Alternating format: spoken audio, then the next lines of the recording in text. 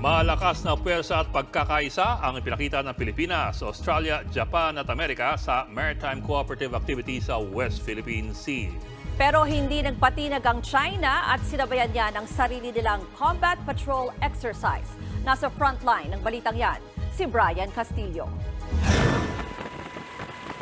Ibang level ng pagsasanay ang natunghayan sa Multilateral Maritime Cooperative Activity sa West Philippine Sea nitong weekend. Naglayag ang missile frigate na BRP Antonio Luna at patrol ship na BRP Valentin Diaz ng Pilipinas. Kasama niya ng USS Mobile ng Amerika, HMAS Warramunga ng Australia at ang JS Akebono ng Japan. Sinubok ng apat na bansa ang tibay ng ating koordinasyon sa pagmaneobran ng mga barko sakaling magkagulo.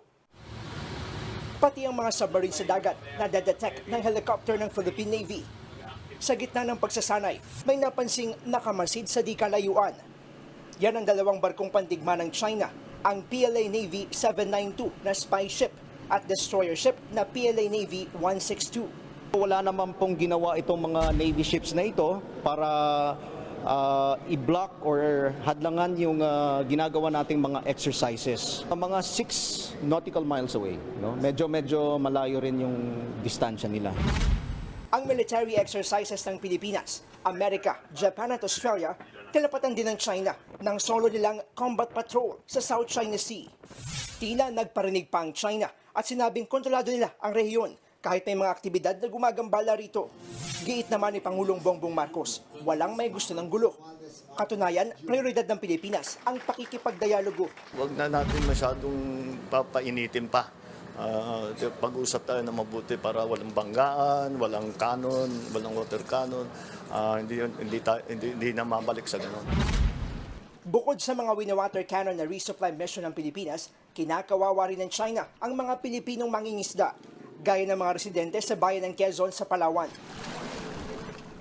Nitong Huwebes nga pumalaot ang nasa 30 bangka para maglatag ng payaw sa dagat ng Recto Bank. Pasok yan sa ating exclusive economic zone. Pero pati sila, hinaras ng mga barko ng China. Kita sa aerial video na ito kung paanong hinabol ng Chinese Coast Guard ang mas maliliit na bangka ng ating mga kababayan. Wala namang magawa ang mga mangingisda.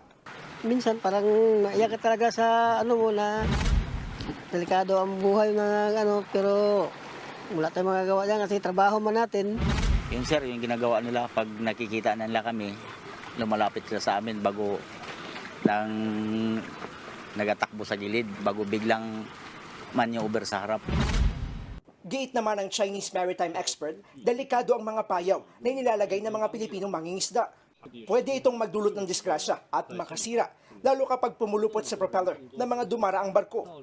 Sagot naman ng National Security Council, itong statement coming from China has no basis. China has to substantiate its claim. Sinasabi nila yung allegation nila nakakasira pa. Parang nakakasira yung payaw.